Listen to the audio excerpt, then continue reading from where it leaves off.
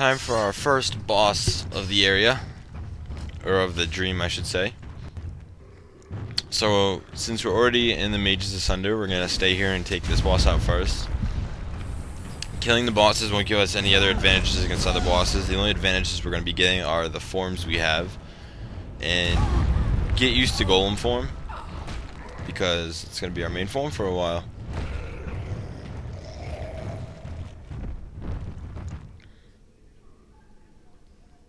So fast forward, because you got to break down these big metal doors, you gotta let your hurl recharge. You just gotta use hurl on them. You can go on through here and just take these two guys down. The priest will be a little trickier to kill than the mage, so you can kill the mage first if you don't want his damage being done to you.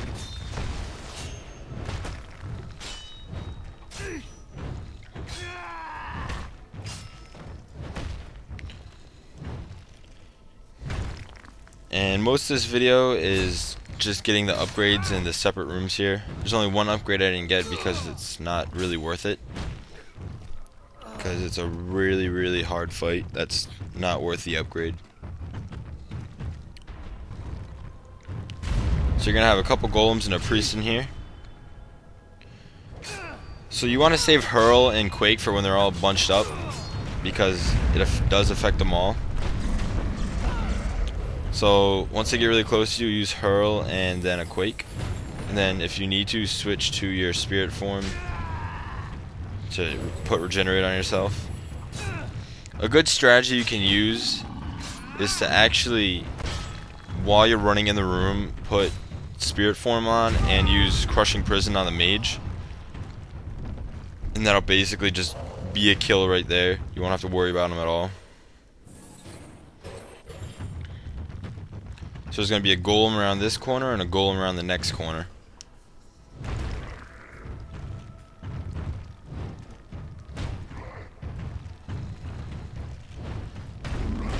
So these golems are fairly easy to deal with, just one of them, but in the next room we're going to go in, there's going to be 3 of them, and you're going to see where it really gets tricky because they're constantly having a rotate of slams up.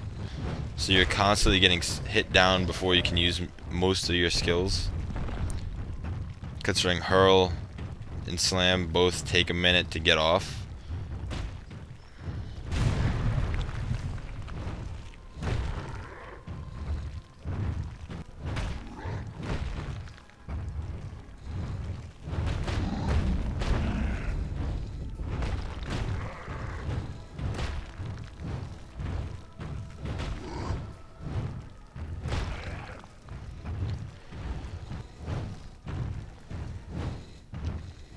And the next fight I actually screwed up a little bit.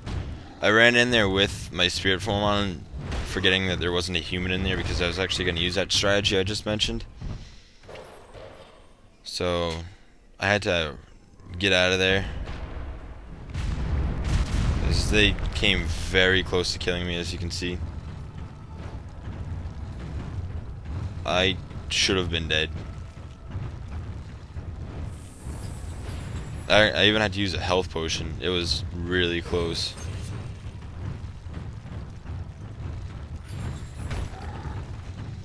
But then my health was high enough, just go back into golem form. And you'll start seeing now the rotation of slams they're going to have off on you, and how hard it is to get a spell off. Once you get one of them down, it gets a little bit easier. So you can see one of them just went down, and the second one's low on health.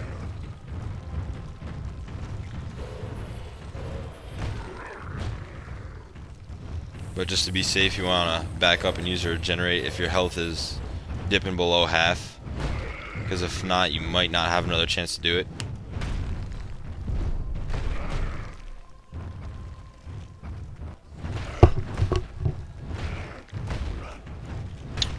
And then there's one left, so it's fairly easy to take him down.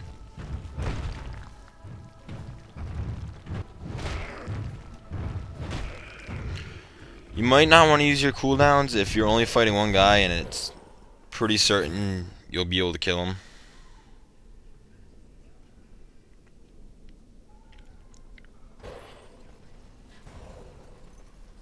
And at this point is where I noticed that spirit form is a lot slower to travel in than any other form.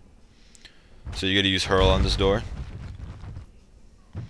There's gonna be these two guys in here. All you have to do to kill these guys is slap a quake down and it'll kill them both.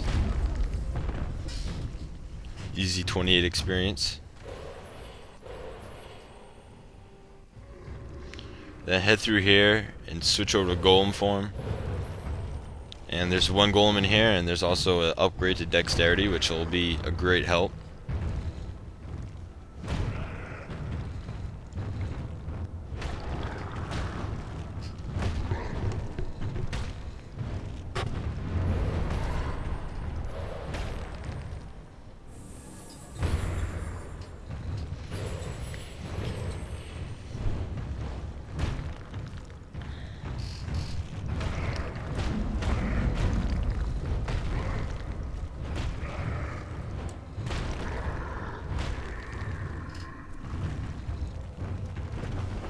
So once he's done, grab the dexterity upgrade, switch back over to spirit form, and head back through the door. And we are now going to go kill the boss of this area. He's incredibly easy to kill. Right off the bat, just hit him with a hurl. And start busting all your skills on him, because when you go through the next portal, all your cooldowns will be up anyway. So just use all your skills. He's not much of a trouble at all. You can see I have no trouble with him. I don't know if that made sense, but you get where I'm coming from.